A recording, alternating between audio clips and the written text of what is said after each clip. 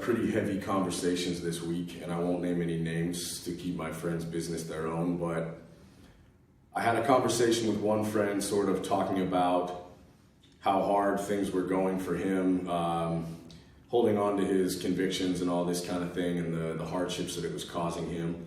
Another buddy was talking to me about how he might get kicked out of his martial arts school for associations that he's chosen to have. And a couple other conversations about things like this, not limited to relationships breaking up and all this sort of thing, sort of all over this similar concept of choosing conviction over comfort. And I just got done deadlifting, and the whole time I was deadlifting, I was thinking about the idea that everybody wants to be a free thinker, or they want to be perceived to be a free thinker.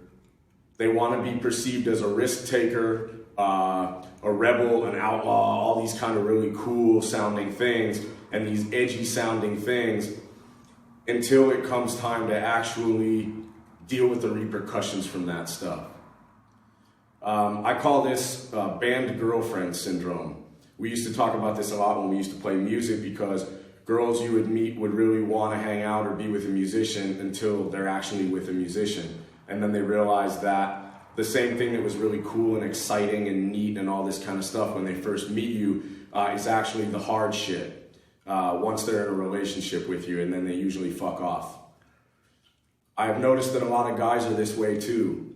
They like the idea of something when they can flirt with it, and when it's cool to be seen as being edgy or rebellious or a risk taker, because very rock and roll.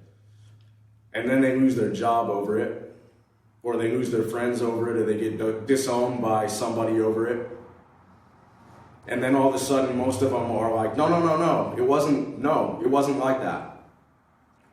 And we've talked about this before, but this boundary, this border of when something is edgy and when you're sort of role-playing at it, and when it becomes serious and dangerous and you start actually dealing with hardship because of it, that boundary marks the border between tourism and conviction. I get messages all the time about Operation Werewolf from people who think they know what it's about, mostly talking shit.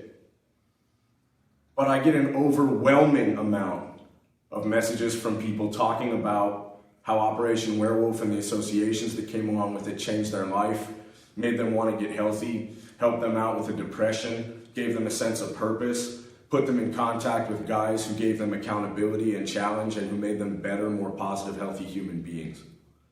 But that association comes with a cost, because once you reach the event horizon of something, the people who are outside of it have their own understanding of what's inside it, because all they can see is the image presented at the edge. That's the boundary right there between tourism, remaining on the outside and looking in, and conviction, which is being on the inside and knowing that you'll always be judged for what outsiders see and not necessarily what actually goes on within it. And I just want to remind people that no one ever fucking respects a tourist.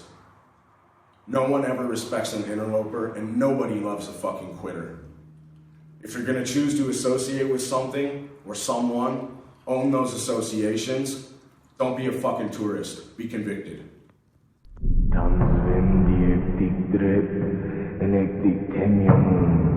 Merak minum, Arskal ganga yang guna singer sidana yosei.